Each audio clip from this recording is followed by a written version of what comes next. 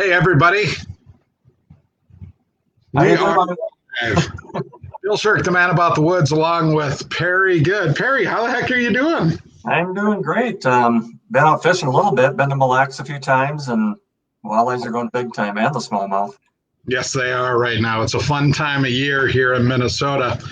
Um, for the next hour, we're going to hang out and talk to you guys a little bit about our histories. We're going to share some fun stories, including on a little bit about how Perry and I met back in the day, and maybe share a few techniques and secrets as well. But we also want to hear stories from you guys out there too. So I hope you are sitting at home, comfortable with your families tonight. And thanks for joining us. Perry, talk a little bit about who you are, your history, where you come from, and what you do. Well, I grew up in southern Minnesota, um, Sewer, Minnesota, and my folks had a place in Mille Lacs, so I started early and got to know Mille Lacs really well. But I was fortunate. Gary Roach contacted me back in 1985 to join him and Randy Amenruth's fishing promos. It was a marketing group and stuff. So, and like Tom Newstrom and Mark Martin, and I mean, we had quite a few guys that have ended up being in the Hall of Fame. So, I was going to say, anyway, I was fortunate to be with Gary right away, and he really showed me the ropes and showed me how to market myself and especially product. And yeah, he was kind of like my second dad, really. But I did tournaments on Mille Lacs back in the 80s. The PWT started in 1990, and that was in Fisherman Professional Walleye Trail. And I decided to get into that. And my wife gave me, she says, I'll give you 5 years.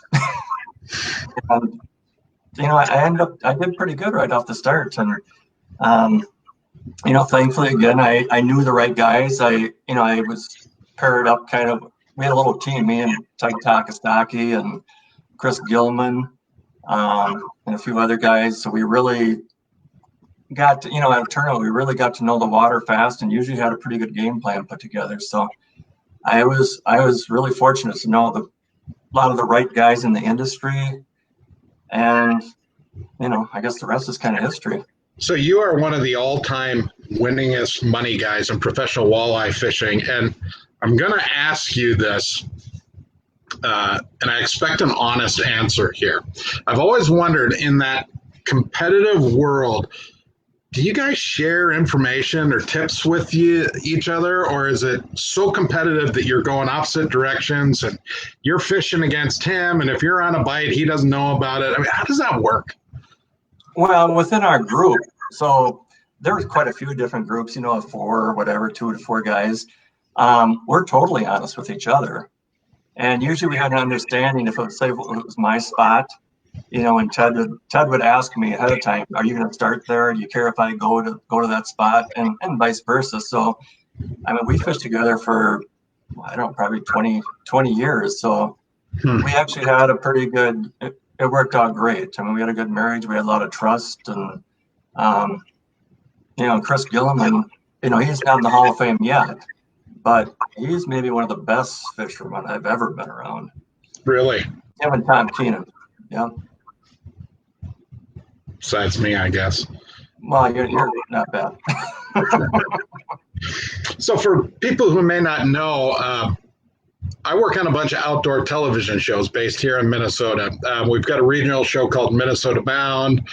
We've got a national show called Made for the Outdoors, where we go in to see how your favorite fishing rods and Lund boats get built. I also host a national bird hunting show called The Flush. And Perry, that's actually how you and I really kind of got to know each other, because back in the early 2000s, you were at the top. I mean, seems like that was kind of near the pinnacle of your career. Just every week, your name was popping up. And we decided to go fishing one day. Yeah, I remember that finally. We went on Mille Lacs that day. Yep. And between smallmouth and walleyes, and we bobber fished, didn't we, most of the time? We did. That was one of the places. You were a great mentor that day in teaching me the nuances of slip bobber fishing on Mille Lacs in wind, in a lot of wind. One of the things I remember about that day, I won't give away our spot, but you had like 300 feet of anchor rope, and we pulled in way ahead, and I couldn't quite understand why you were adjusting so far up into the wind. Anchor goes down, and you start backing us down. Pretty soon, we've got 200 feet of anchor rope out, and we're in like 8 feet of water. Yep. But that was a great lesson that day, and we worked on the bobbers, and we caught a lot of fish. That was pre-spot lock. Yeah, it was pre-spot lock. It was anchors and anchor ropes. And I don't know if you remember this, but that day, you were happy to put the anchor out, but I was the one who ended up bringing it back to the boat. That's usually the way it works in my boat. You talked about, I need to control the boat. Why don't you grab the rope? I'll drive us into the wind. And yeah, fun times. But we've been good friends ever since, and Lund buddies. I was laughing earlier. I just happened to be going through a box. I thought you might get a kick out of this. You know, everyone always asks about boats, right? What boats? I don't know if you can see this, but this was the very first hardcore fishing boat that I ever owned. That's me in my 16-foot Lund, and that's my grandfather, Ed Sherck, and we were going out fishing on Gull Lake. I remember we paid $1,400 for that boat. Was it a Mr. Pike?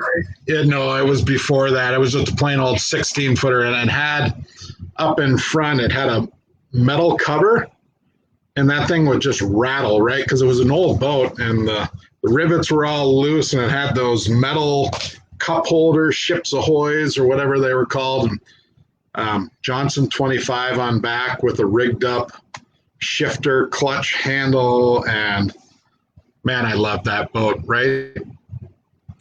Yeah, I started out in I had a 1982 Pro Angler with a 50 Mariner on it. Yeah. You know, back then, Al Linder, that's what he had, and Roach, and you know, that boat was hardly even V'd, but it was the walleye boat back in the 80s. And, you know, finally they started V'ing the boats more, and, you know, it was a little better ride then. But I knocked a few rivets out of that thing. It is amazing how hard you guys drive those boats, right? And I think that is part of the fun of learning from somebody like you. In your Pro V, you test the boat in a way that I would never drive, right? Well, I don't know if I do. I'm probably one of the slower drivers on the circuit, but yeah, I mean, you know, now the boat I run is a 2075 Pro V Limited with a 300 on it. Now, last year, I think I only opened it up once. So my wide open is usually about 5,000 RPMs, unless I have to get to a spot first. Well, and as you guide more and fish competitively a little bit less, you're not in as much of a hurry, right? You actually get to enjoy what's around you. Yep, yeah.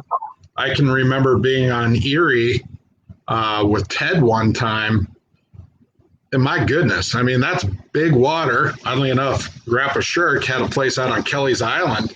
So we'd fish in another 16-foot Lund out there. But in Ted's 21-foot boat, I mean, it's a race. They're driving hard. They need to get to their spot. You guys need to be on your fish now. And I get it, because it's money on the line for you. Yeah. And, you know, that's what's, you know, I've been with Lund now for 35 years, and they've always made, you know, the best aluminum boat out there, and they make a very good fiberglass boat. But I have never broken down ever in all the 35 years of tournament fishing, and you know, that's a testament to Lund and, you know, to Mercury Outboards. Yes, absolutely. Mercury in the news right now with everything going on in the world. Speaking of which, I should probably show everyone this. Got to give a shout out to my sister, down in Atlanta. Those just arrived in the mail today. Laura knows how much I like fishing, so I like it. when I walk into the gas station, I'll be wearing the mask. It's cool. Yeah. So I had my first guide trip last week, first couple, and I had masks on board, and I had the wipes and everything, the hand sanitizer, and the guys that I took weren't that concerned really and stuff, but I was a little nervous about it. Mm-hmm. And we actually know a few people that have died from it, so to us it's very real. Yes, absolutely. And everyone's got their own opinions right now, and I respect all of them, but it is a little nerve-wracking. We're trying to launch it off times when maybe the boat launch isn't quite as packed, and I'm doing things very differently when I pump gas, and it's just the way things are right now. But the good news, we still get to go out. Let's see if you can see this and catch a walleye. My dad actually made that a couple Christmases ago for my boys to hang on the wall so they know what a walleye is. It's kind of a family joke. I come from a family of walleye anglers. My grandfather had a place on the Ottawa River up in Quebec at a logging town called Fort Collonge or Collonge. Another picture for you. That's my dad way back in the day. Huh. Just a little guy. Look at that. A stringer full of smallmouth and walleyes. Back then, right? They were fishing to find food, and they kept a lot of fish. One of the Sherck family tricks, which I shouldn't give away, but maybe it's just good luck more than anything. Now, we always keep a little canister of salt in a tackle box, because my grandfather, they used to have flat bottom boats out on a wide spot in the river, and they'd get stuck in the wind and have to set up camp and cook fish. And he had to eat a smallmouth bass one time, and he had nothing to put on it. And he was so upset that he didn't have anything to spice his cooked fish. So he started keeping salt in his tackle box. So that's a little something we do. It's good luck more than anything. So Bill, next week I have a couple of guide trips up on Mille Lacs. Yep. For smallmouth. And how would you approach the smallmouth this time of year? I think they're probably getting close to getting on their beds, aren't they, pretty soon? Or yeah, so a couple of weeks ago on opener, water temps were surprisingly cold, like 43, as I remember, 42, which is just too cold. And in most spots, at least that we fish, the smallies weren't up yet. The walleyes were doing their thing, but now the water's warmed up. They are up on top. They're up shallow. Some are on beds now, and anyone who's been on the internet the last week and pays any attention is seeing all those shots of smallies.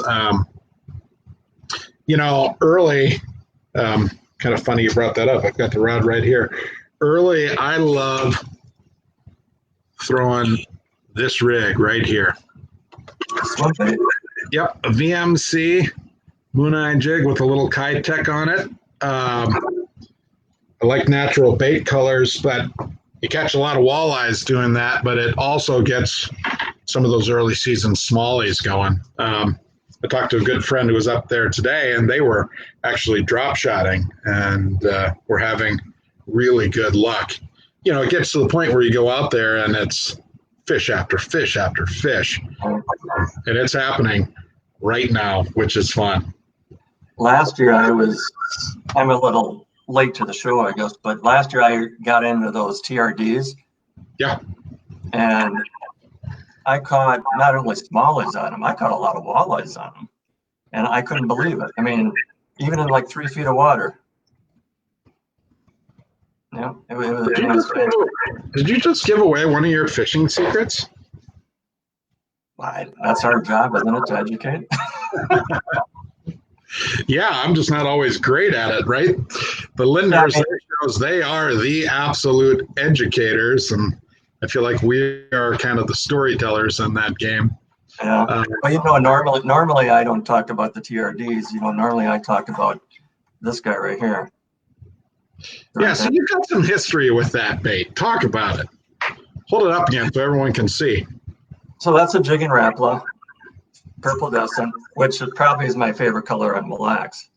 But we started doing the jig and wrap thing at least 20 years ago on Mille Lacs. And the way we would do it, we'd go around, and a lot of guys call it power quirking now. So we didn't have the spot lock yet, but we go around and look for individual marks out in the deep water, out off the flats. Yeah. And we'd hover right over the top of them. And I would put down my jig and wrap, and my partner would put down his bobber and a leech, and one or the other, So it was phenomenal, especially during cold front conditions or a northeast wind when you had to get a reaction bite. It was unreal. And and now it's really caught on, and it's been Rappala's #1 selling bait for years now. I was going to say, they are selling them like there is no tomorrow.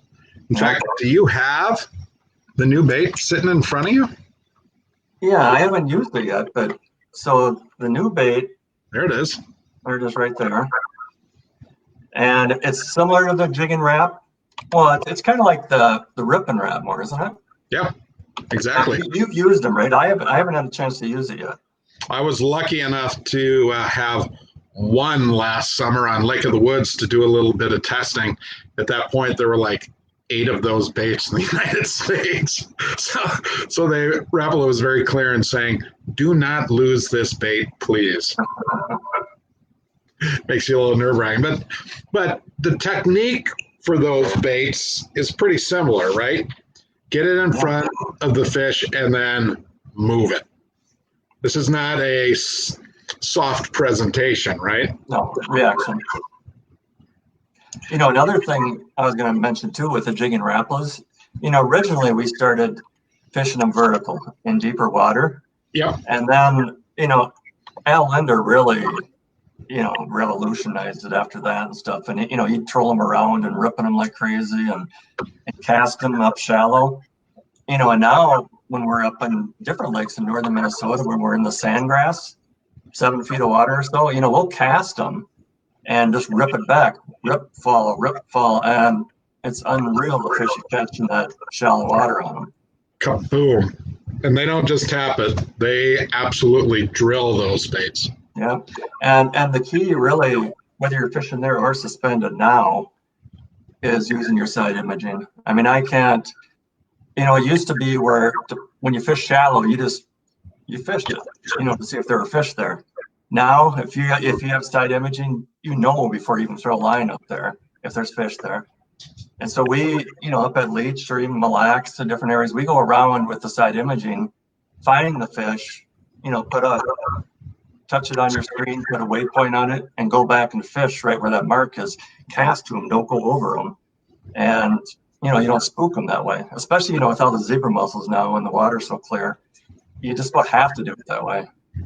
You would have laughed before opener this year. With all the COVID stuff, my boat is a little bit delayed, so I was in my Lund Fury. When I fired up my Lowrance units, I didn't have any current waypoints. And as well as I know Mille Lacs, unless I have my spots marked, you almost feel a little bit naked, right? So I was up in the rafters at Rapid Marine digging out my Lowrance units. They have them in storage, and was able to find them and mount them on the show rack in the showroom and get them fired up and transfer my waypoints over. So I felt a lot better on opener having those. The only problem was opening morning, if you remember, it was a tad chilly. No.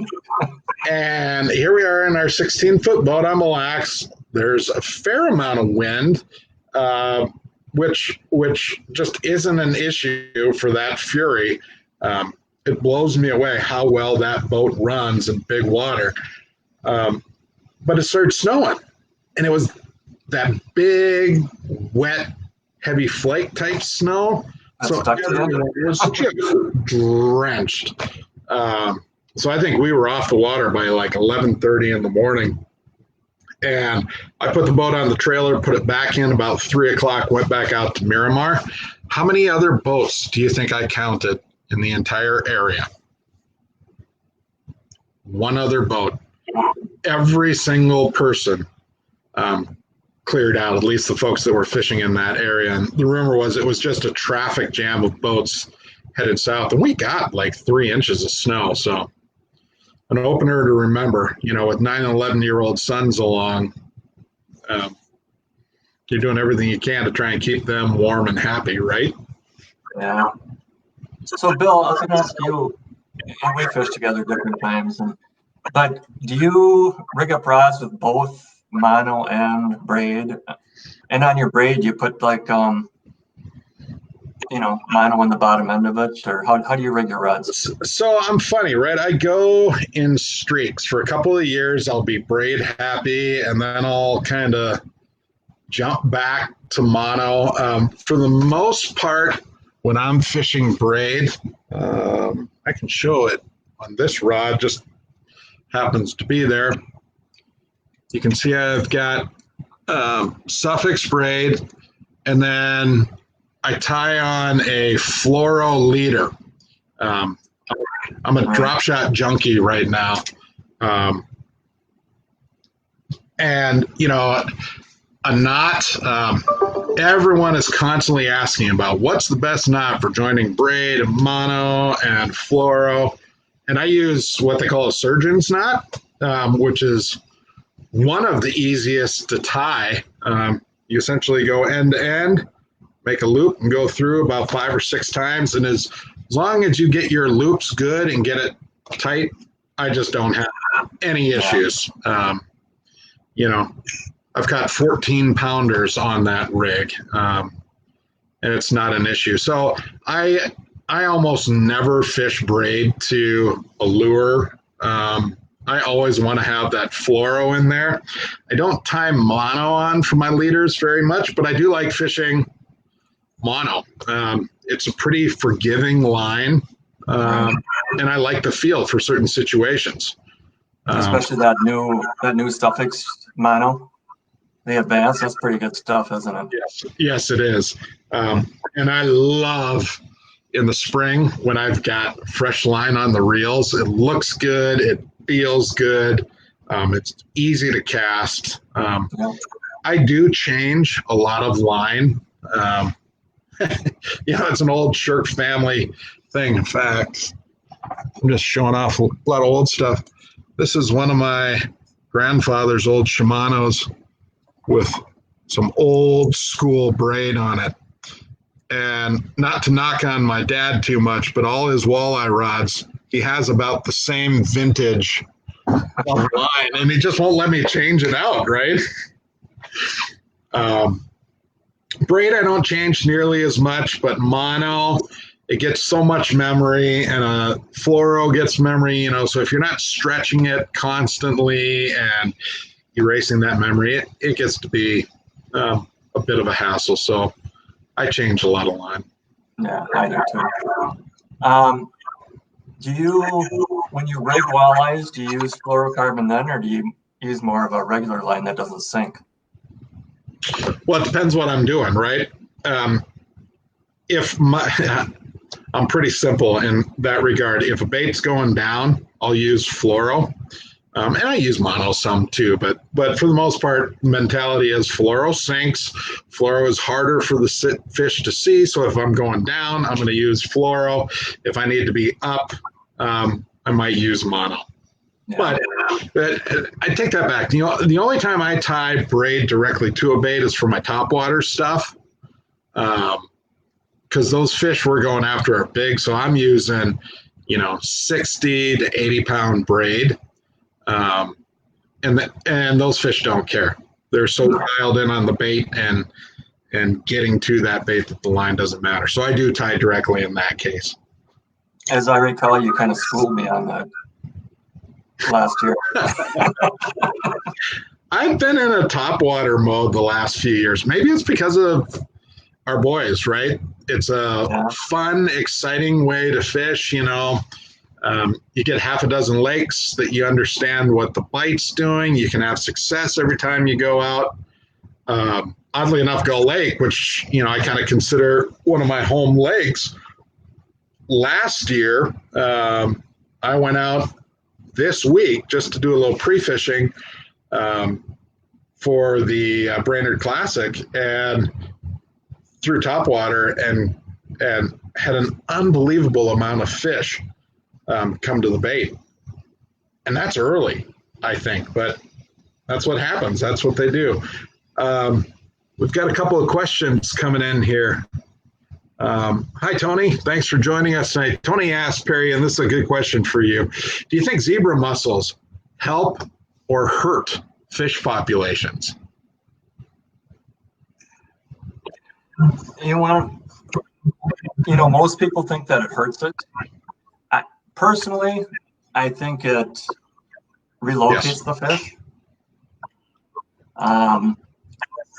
And there's certain fish that, normally would be, say, on rock or sand or whatever, that has to head to the weeds, because with the clear water, it's easier for big fish to prey on smaller fish too. So I think it just totally changes everything. Like when we're up at Gull, for instance, after zebra mussels, look how most of the big fish are in the weeds. Right. And Al, Mr. Lindner will tell you that you just have to know how to fish them there, right? And you can get them. And I'm not a great weed angler, but I compare Minnetonka here in the Twin Cities, which is an unbelievable fishing resource, even with the boat traffic. And when the milfoil came in, and then the zebra mussels, right? The lake changed.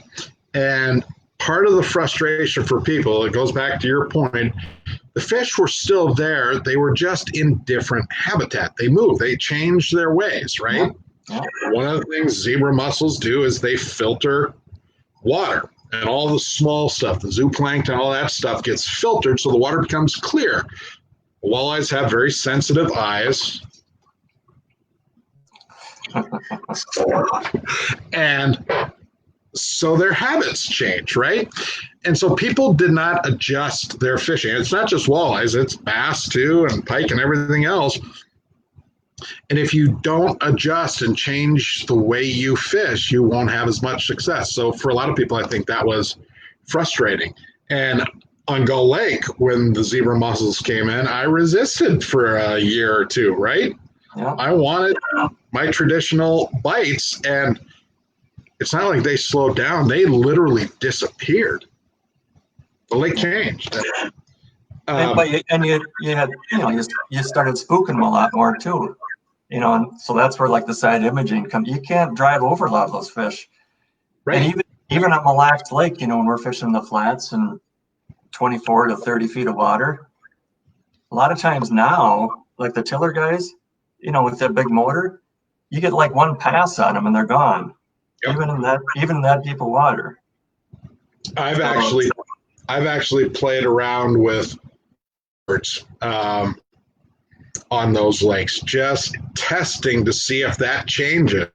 And if you can stay away from those fish with the boat and the motor, you can get a couple shots at them, right? But once you troll over them, it's the same with bass too, right? You look at the guys in the championship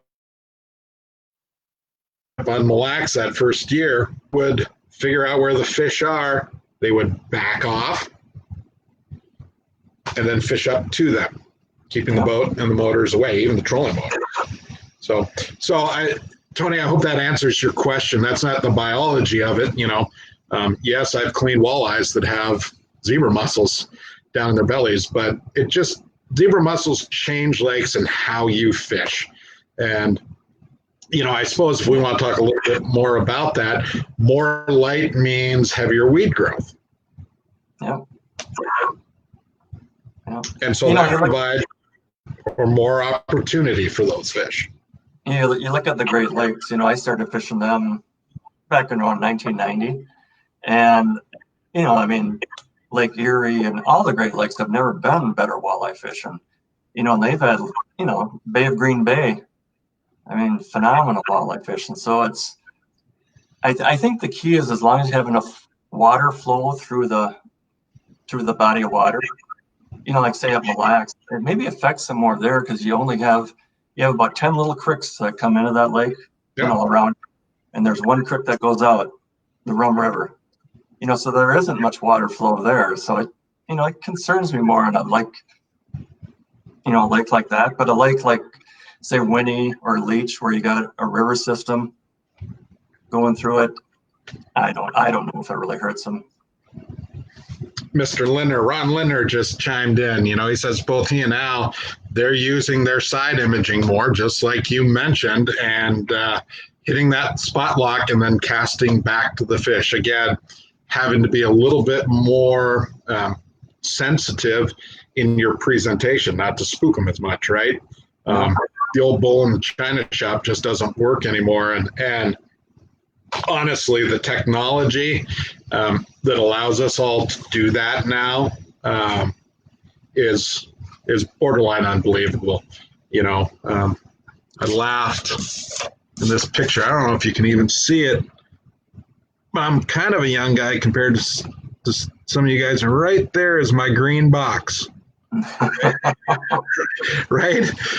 And man, I thought heaven, because I could see a blob that represented the bottom, and every once in a while there'd be a glitchy sort of flash, and you'd think, oh, I wonder if that's a fish, or what is that? And now with side imaging, the down imaging, everything's black and white, kind of a real life shot, and trolling motors put you in a spot and hold you on the spot in 25-mile-an-hour gusts and 3-footers. And I love it. I'm not going to lie. Going back to my 1600 Fury that I'm fishing out of right now, it's fun to kind of get back to my roots.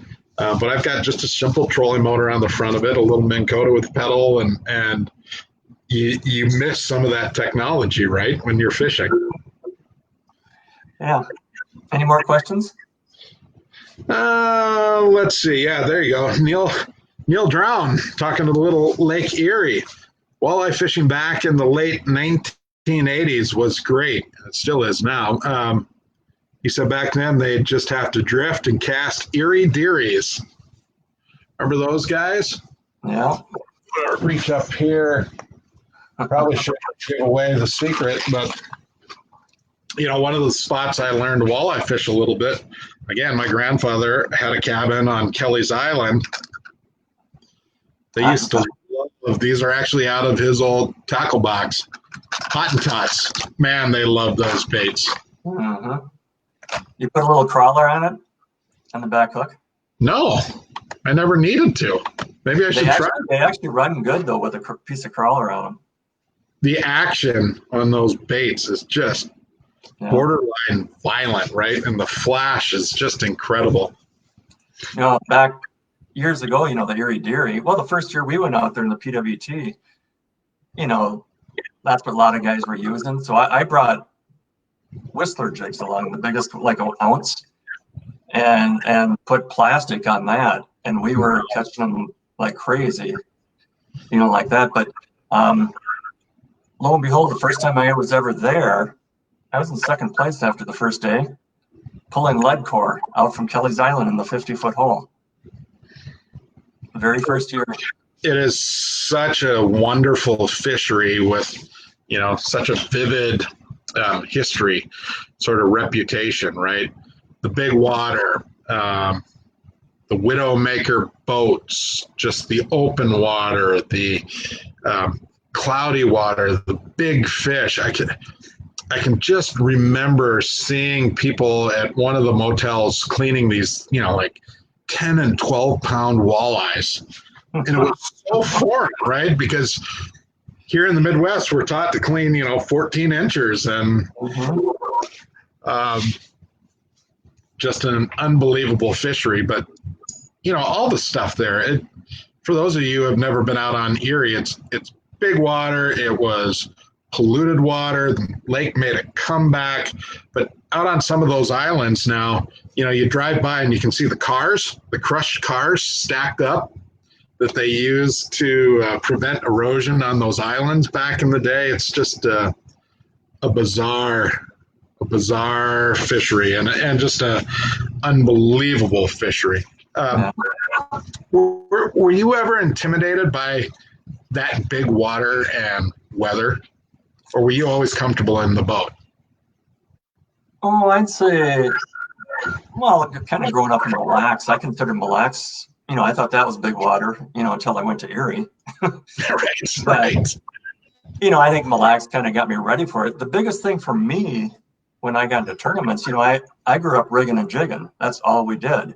Well, we did a little bit of lead core, but I really had to learn how to troll, and so I would say I wasn't intimidated by the water, but I respected it.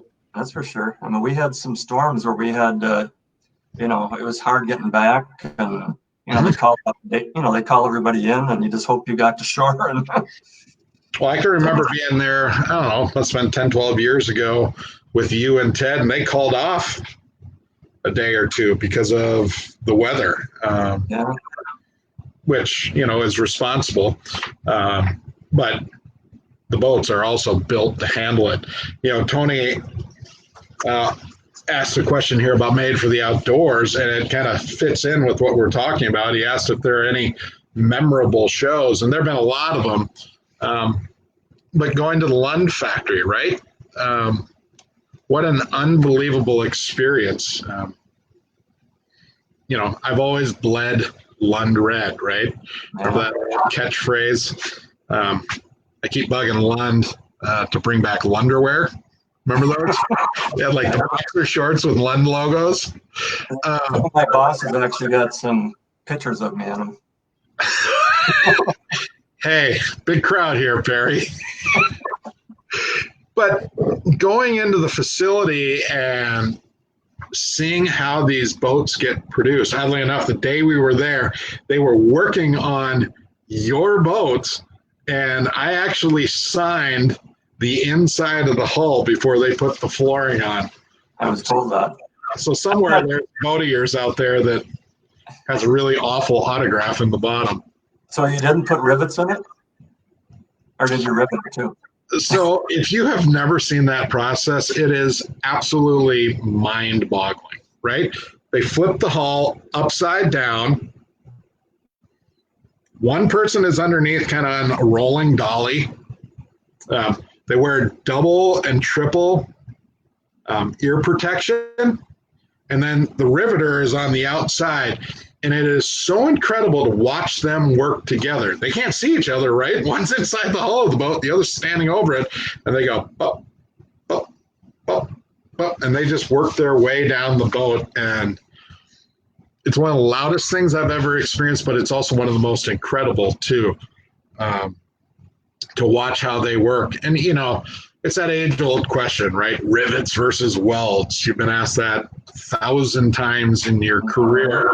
And I always go back to the phrase that one of the guys in there said, look, if it's good enough for 747, it's probably good enough for a long boat. And it's just magical to see the process. And I think for me to talk to so many people for that show, we're not just documenting the process. I want to meet the people who are doing the work and get to know them. And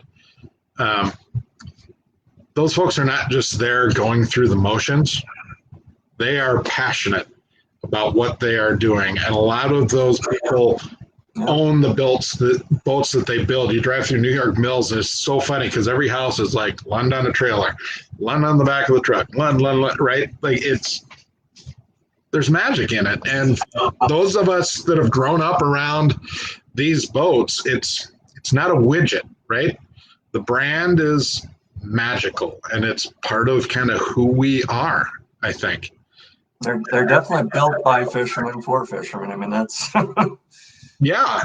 And what's amazing about that is, as I became a member of the team, I was amazed at how people from Lund listened, right? At one point, there was a cell phone holder, right? That didn't quite fit right because phones were changing. And all you had to do is say something and they adapted. And it's like a story I edited at work on a guy in Duluth who makes clothes. He's said, how long have I been doing this, or how did I learn how to do this? Well, I just spent 38 years doing it the wrong way and fix my mistakes and get it right. And right, if you build boats long enough and you keep tweaking and improving decade after decade after decade, you're going to get it right.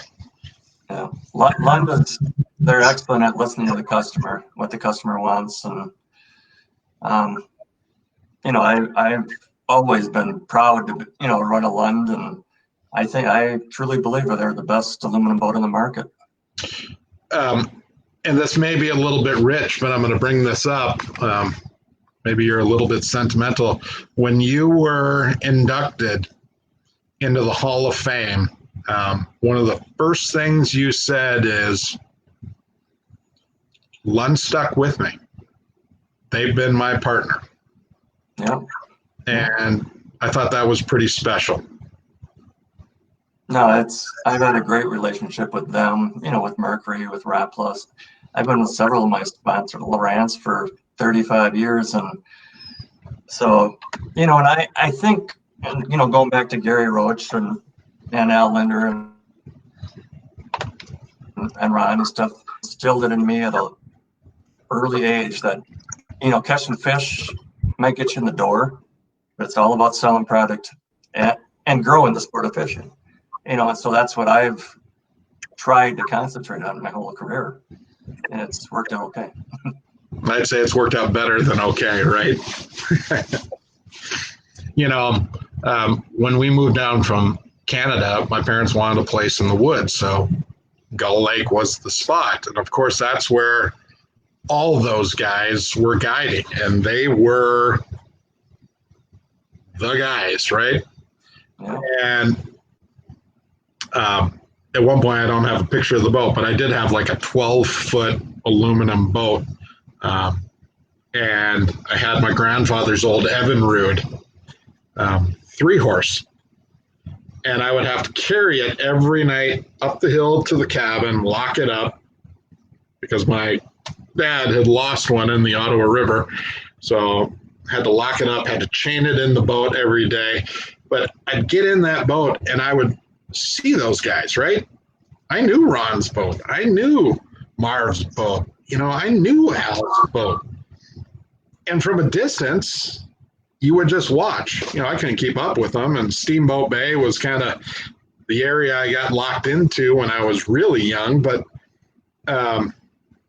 those guys have all been larger than life for a long, long time. And they knew how to fish a long time ago. A funny story. Dutch Cragen. Cragen's is one of our big-time classic traditional resorts here in Minnesota on Gull Lake. And Dutch loves telling this story. Even now, he walks the beach, right? Picking up little pieces of garbage or a little wrapper corner. And back in the day, he loved doing that, especially in the fall, because the lake was quiet and people had left the resort. And one night he saw a light down in a house. And he thought, burglars. I'm going to go bust the burglars. And so he goes down to this house and peeks in the window. And who does he see? Ron and Al Linder over the gas stove with a cast iron frying pan melting lead, because they were making these heavy jigs to fish the walleyes deep in the fall. Again, I don't know if I'm getting this story right, but I'm just telling as Dutch tells it. And Dutch went in and they said, well, we're going to try to fish these big fish deep in the fall. And Dutch said, man, I'm a skin diver. I've been down to 22 feet. I know what it feels like to hit the thermocline. It's like a brick wall. Good luck. You guys have no idea what you're doing. And Dutch always laughs and says, yeah, good luck. They knew exactly what they were doing. We have any more questions out there? Let's see. Neil Drown, thanks for joining us tonight. He says he gets a lot of nice comments, positive comments on his Tyee. apparently you guys talked one time at Gander Mountain about fishing the Minnesota River. Why don't you ever talk to me about the Minnesota? It's an interesting body of water in that it's very turbid compared to a lot of rivers in this state. Yeah. I haven't fished it for years now, but growing up down in Le Sueur, we have a couple spots where crooks came into the river and right at a bend, and there'd be a deep hole. They're both the same type of water. And in the evenings, the big walleyes and the catfish, unbelievable. And we caught, a lot of fish, 12, 13 pounders. Wow. Biggest cat flatheads I'd ever seen, Yeah. Monster. And we were using red tails and creek chugs mostly. That we trapped them back then, but and talking to the locals nowadays, I guess it's even better. I mean, they say it's still unreal. Now you go try to catch a couple of bullheads out of the local pond in the neighborhood and take those down. Another question that came in. Oh, this is a good one. Your most memorable day on the water. If you had to pick just one. I don't know what. I got a lot of great tournament memories. I think the one that meant the most to me, though. So every year I go up to Confidence Learning Center, as you do, up in Brainerd, and fishing has no boundaries. And even Teen Challenge too, which is up there also. But fishing has no boundaries when you get to take, kids out that have disabilities, and they are just thrilled, when they catch a northern or a bass or even a small sunfish. And I think those type of memories mean more to me than winning a tournament. Yeah. And I mean, they really do. And it makes me smile just thinking about it. For those who might not know, Confidence Learning Center, or Camp Confidence, is a giant camp in central Minnesota in the woods that gets people with disabilities outdoors. Ropes course with animals in the woods, on the water fishing, and they need a lot of donated money to survive. So Perry and I fish a big event, the Camp Confidence Classic, and one of my bits of advice when new guides come in, and I ask them, I say, look, come for the fundraiser, but then you have to come back for Fishing Has No Boundaries later in the summer, because then you understand the cycle full circle. You see how the money gets raised, and then at the end of the summer, why it gets raised. I remember the first year I fished Fishing Has No Boundaries, and Scott said, oh, the guy you're going to be fishing with, he loves to fish, and man, he likes big fish. And I'm just sweating bullets, because all you want to do is give these people the best day on the water they've ever had, right? Mm-hmm. And this guy walks up, and he comes right up to my face and says, are we going to catch big fish today? And I said, well, let's start slow, So we started with some bobbers and some panfish, and Mike was his name, reeled in about a half-pound sunny and just starts yelling to grab the net. Look at this fish. I've never seen anything like it. And I knew at that point it was going to be a great day. But I think it goes along with what you're saying. You've had a lot of great memories on the water, and there is nothing better and maybe more important than sharing some of that passion with other people, right? Totally agree. Totally. And that's the fun. And as a dad now, I care less about fishing and more about watching my boys fish. But anyone who's in the boat, I do some boat captaining for the kids league on Lake Minnetonka. It's the same thing. To watch somebody have success on the water is pretty magical. There's a note here from Scott Finkelson. Scott, I think I got your last name right. A great question. Will I see a noticeable upgrade in performance moving from an impact to a Pro V? Perry, let me take a stab at that, just because I've bounced back and forth about the last 6 years between those two boats. There is a definite price point difference between the two, which is an important decision for a lot of people. So when they ask, that's something you have to think about. The Pro V tends to be a little heavier boat, right?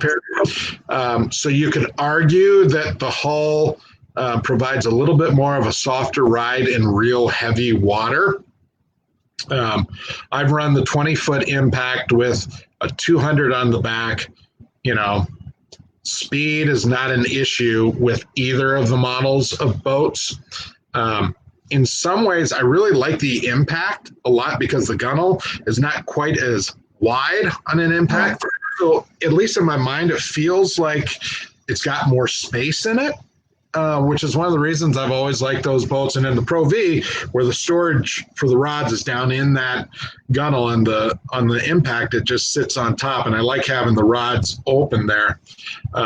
Both the boats have an absolutely unbelievable amount of storage. You can put a kicker on both models, no problem. They're both fantastic in the wind. It's not like because the impact's a little bit lighter, it blows around more. Absolutely stout. I've run big water on them. I've run little water. I've got a long ways in both boats. But price point matters. Right. And when they came out with the impact, I mean, they really hit a home run with the impact, and yes. I believe it's been our best-selling boat for quite a few years now. I'll show another picture here, just random pictures popping up. So when I sold this boat, sold it for $1,400, by the way, the same amount we paid for it after owning it for 20 years. I upgraded to the Cat's Meow. That's like a 2002 or 3 Explorer. Yeah. It was like, I don't know, just under 17 feet long, and that was the precursor to the impact. And I fell in love with that boat. With a 90 horse on the back, that boat was fast. It could haul a lot of gear. It had a ton of storage. It was a dry boat in the waves, and I loved that boat. And when I eventually started getting into the bigger boats, right, I still miss that Explorer, and that's probably one of the reasons that I got into the Impact series. I just like them a lot, and I also appreciate that you can put, I think the max on that boat on the 20-footer is a 200 horsepower motor. I could still run like 48 miles an hour, maybe even closer to 50, haul gear, but gas consumption drops compared to, you talk about having a 300 horsepower motor. Those are big machines that take fuel. Mm-hmm. Maybe that's another reason you never run it wide open, right? That is a reason. You actually save incredible. It tells you on your smart gauges, what you're getting. You just drop down 500 RPMs and you save about a third. Yeah, it's amazing with the SmartCraft. With some of the big motors, you'll be wide out. It'll be like 28 gallons to an hour. And you drop back just a little bit, and that drops down to like 17 gallons an hour. Oh. And you lost, I don't know, 6 or 8 miles an hour, right? But, as my good friend Mark Fisher from Rapala once said, don't worry about it. They're going to make more. Yeah. Run them. Tom Belderson, you said you're going to the not Rainy River, Rainy Lake, heading there in a month. I've got some good memories from Rainy. How about you? Yep. Rainy is a big body of water. He didn't say what he's going to be fishing for, but, odds are it's going to be one of 3 things, right? You're either going to fish the walleyes, the smallies, or chase some of the muskies in Rainy, which people don't talk about Rainy as being quite as big a muskie destination, but they are in there. The smallie fishing has changed a little bit on Rainy. Um, but it's still really good. It's big water. Tom, I don't know if you're going to get some local advice from somebody if this is your first trip up there, but be sure you stop by some of the bait shops, spend a few bucks. They'll set you up with the best local gear. That's one of my pieces of advice, Perry, to people. When you're going someplace new, if you are not hiring a guide, get to the bait shops and don't just go in there looking for free advice. Spend $20, spend $40. They will show you the things that work and they will give you the advice because they want you to have success because they know then you're coming back to their bait shop, right? That's how that works. So have a great trip up there. Kyle Barr. Kyle, good to see you. Saying hello. Perry, when do I get to go fishing with you? I owe you a trip, don't I, Kyle? Kyle's one that put me onto the TRDs about 3 years ago. When I first looked at that little thing, I'm like, what? So Kyle, of course, is part of the Barr Brothers clan, Juice Baits. It's funny, a couple of years ago at the sports show, these young guys came up and said, "Hey, mister, would you like to buy some baits?" So I went over and bought a few bucks worth of their plastics, and now they have taken over. They have a great little business going, and yes, their baits work. In fact, my son's biggest largemouth bass out of Gull Lake, Perry, you will not believe me, 24 inches last summer. Out of where? Out of Gull. Really? We've got the pictures. Caught on a juice bait. Go figure. So my 11-year-old, who was 10 at the time, has a bigger largemouth bass than I have caught. I tell you what, the Barr kids, though, they're quite the sticks. They've done really well. All right, we've got a couple other questions here. Evan Horn asking about best walleye trolling rods on a budget. Evan, if you think about it, are you trolling live bait? Are you trolling cranks? Clarify on that. But Perry, what are your favorites?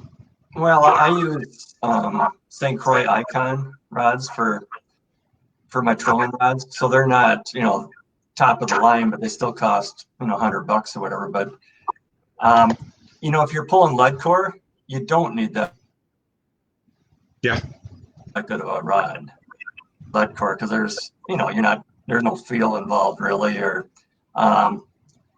really, if you're trolling cranks, you don't need a high end rod. So I guess I don't know. What do you use? Yeah, Eamon says he's trolling a lot of crankbaits. Well, so I did a little bit of the rod design for the Walleye series for Temple Fork Outfitters. My good friends out of Dallas. Logo's on the back side of the rod. I guess I have to do this.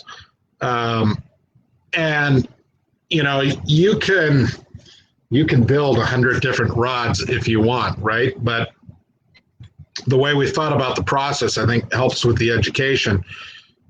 I wanted to narrow it down to a series of rods where you don't have to make too many choices, but there are really 4 things you're doing.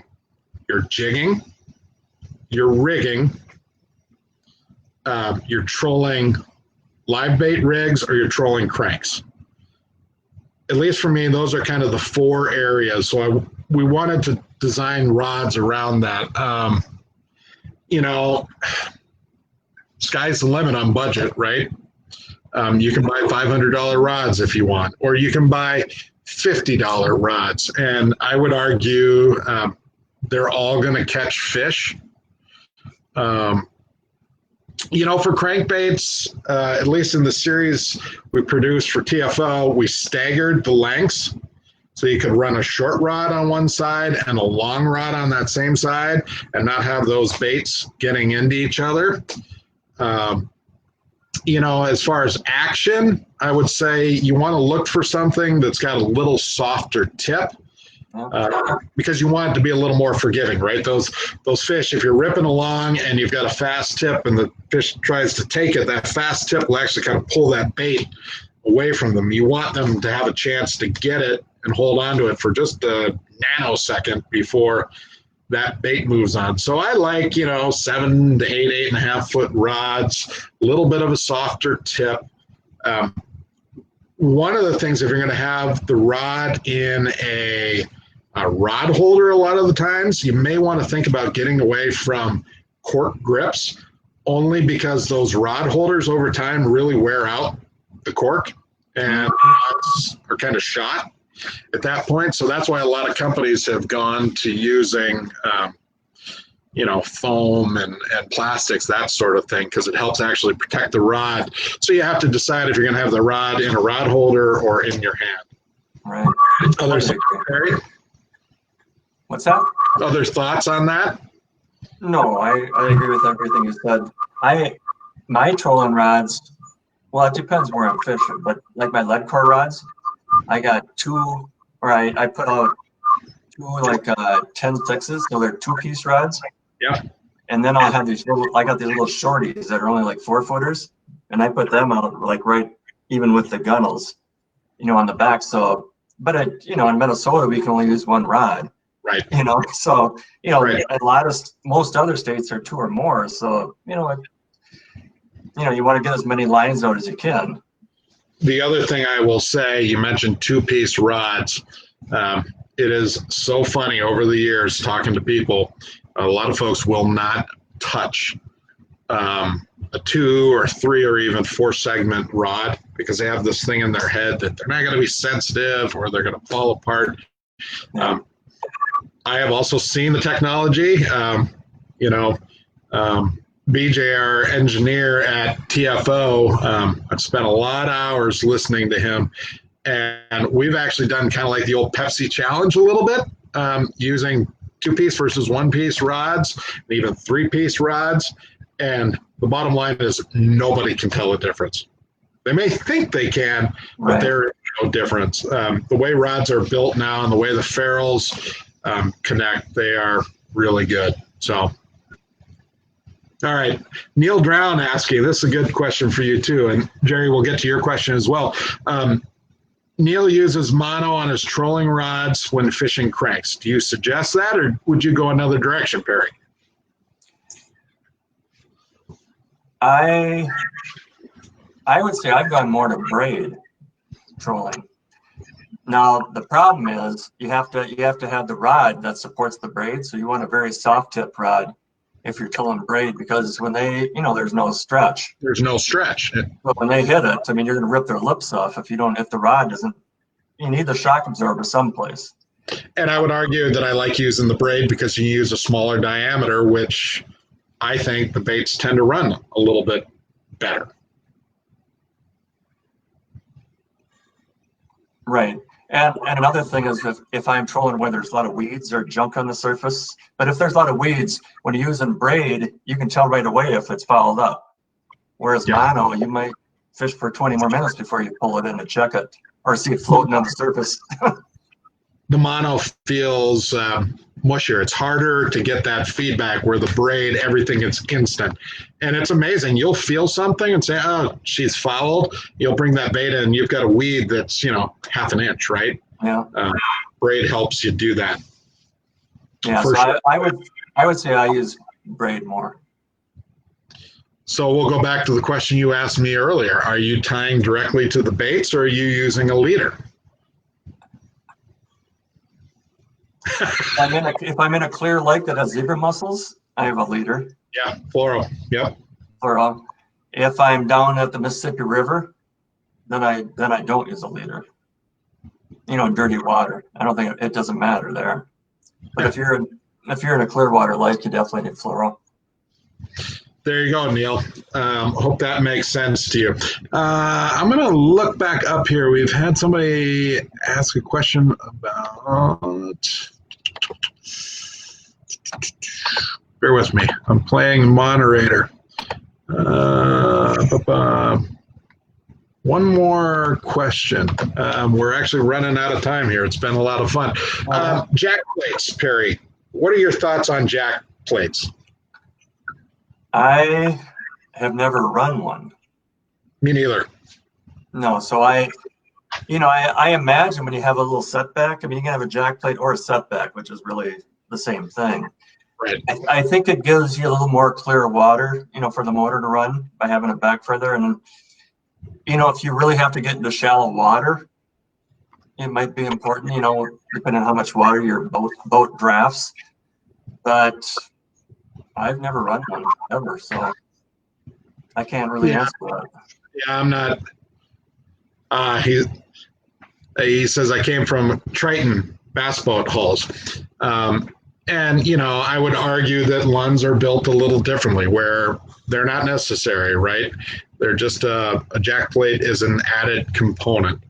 The nice thing is, Lunds draft really well. You don't have to worry. You can get into a lot of spots in a Lund boat. And part of the reason I love aluminum is, unlike a fiberglass boat, I can sneak in, and if I rub up on some sand or, God forbid, I, ding a rock or slide up onto the rocks, aluminum is so forgiving, right? And you can go to bed, you can sleep with a good conscience because you're in an aluminum boat. And that's one of the big things about Lunds that I love.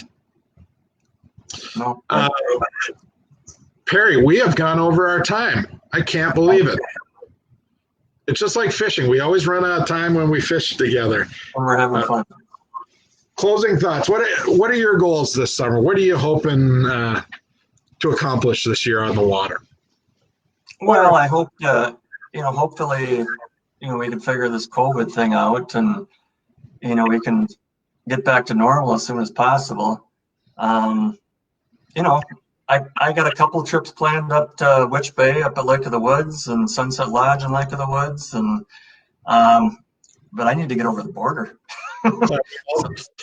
We all do. I'm supposed to be north of Ear Falls right now, so I'm missing that trip because we can't get up there. Yeah. So I'm just praying, that things get back to normal, and I know we're selling a lot of boats. I mean, people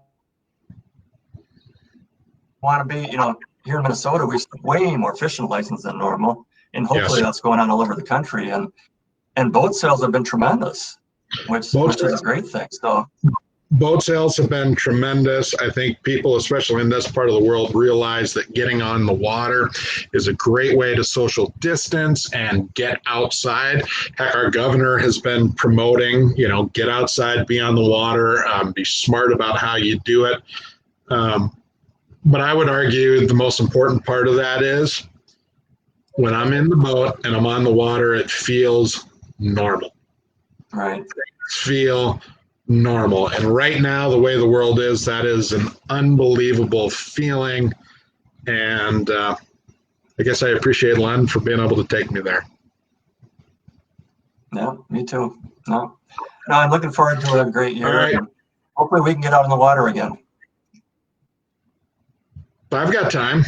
I'm not doing anything these days. No, that's not true. I'm writing my tail off.